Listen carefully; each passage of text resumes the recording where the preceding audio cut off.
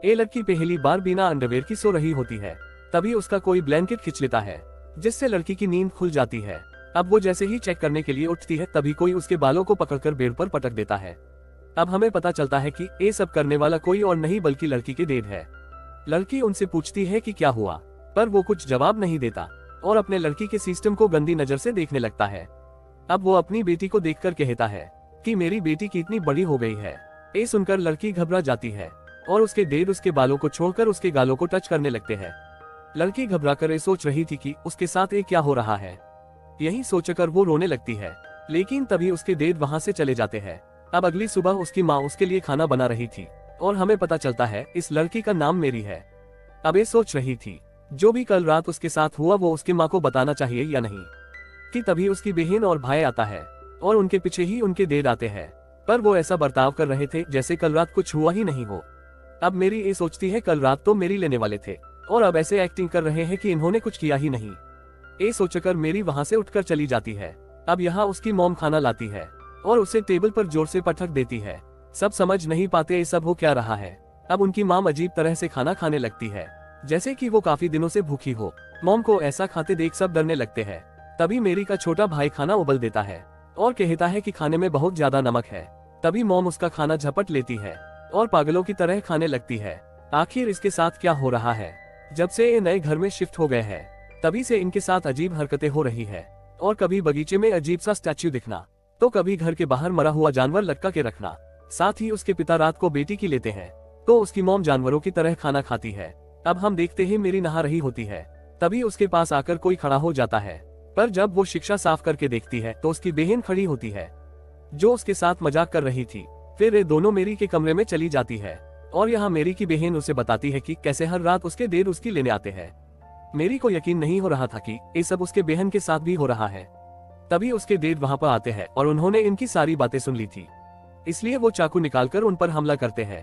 तभी मेरी उनको धक्का देकर वहां से भागने लगती है, पर उसके डैड उसकी बहन के बालों को पकड़कर उसको उठाकर फेंक देते हैं, पर मेरी सीढ़ियों पर गिरने की वजह से बेहोश हो जाती है।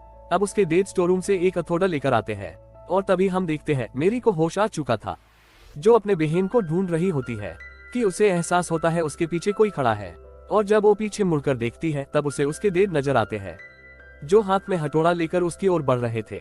अब वो उसको कुछ कर पाते उससे पहले ही मेरी डैड के सर पर कुछ मार देती है, जिससे उन्हें कुछ भी नहीं होता, पर डैड गुस्सा होकर मेरी के ऊपर हथौड़े से हमला करते हैं, लेकिन मेरी नीचे झुकती है जिससे हथौड़ा दरवाजे पर लगता है।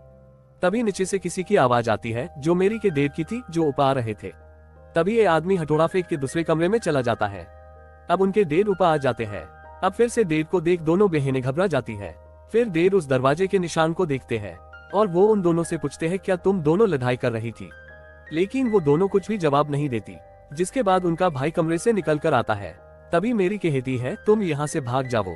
तभी वहाँ पर मेरी की मॉम आकर उस हथौड़े को उठाती है और उन पर हमला करने लगती है, और तो एक अजीब तरह की स्माइल करती है और टूटे कांच के ऊपर से चली जाती है। अब नीचे से और एक औरत की आवाज आती है। वो आवाज इनकी मॉम की थी। वो ऊपर आती है और सबसे पूछती है ये सब हो क्या रहा है, पर सब डरने लगते हैं। अब अगले दिन डैड अपने भाई को घर बुलाते हैं, जो कि चर्च का फादर था। फादर उनके घर आता है और उसको सब कहानी बताई जाती है।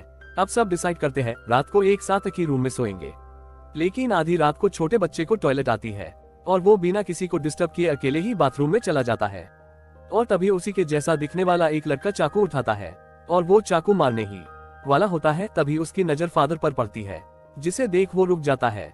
जिसके बाद सुबह फादर अपनी आंख खोलते हैं। इसका मतलब फादर की वजह से सबकी रात अच्छे से गुजरी थी।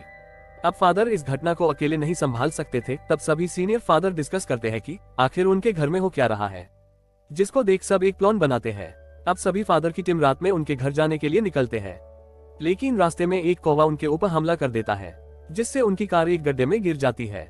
दूसरी तरफ डैड मेरी को बेड से बांध देते हैं। तभी फादर जख्मी होकर घर के पास आ जाते हैं और बताते हैं सभी फादर की मौत हो चुकी है, अब जो कुछ भी करना है वो हमें ही करना होगा।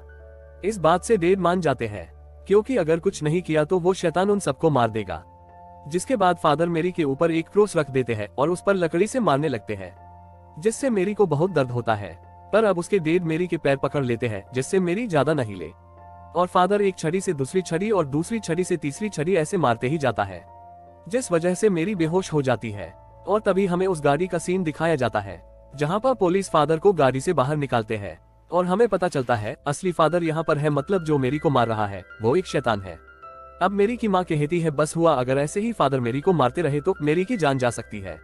पर डेड अपने वाइफ को दीवार पर पटक देते हैं और वो अपने वाइफ को मरता हुआ देख फादर की ओर देखने लगते हैं, जो कि एक अजीब तरह की स्माइल करके डेड के ऊपर हमला करता है और वो उन्हें चाकू मारने ही वाला होता है कि वहां पर असली फादर आ जाते हैं और एक मंत्र पढ़ने लगते हैं, जिसके बाद वो शैतान वहां से गायब हो जाता है। अब फादर मेरी के सामने एक आईना रखते ही वो शैतान बाहर आ जाता है, जिसके बाद फादर उस शैतान को अपने अंदर समा लेते हैं और मेरी के डेड को कहते हैं कि मुझे मार दो।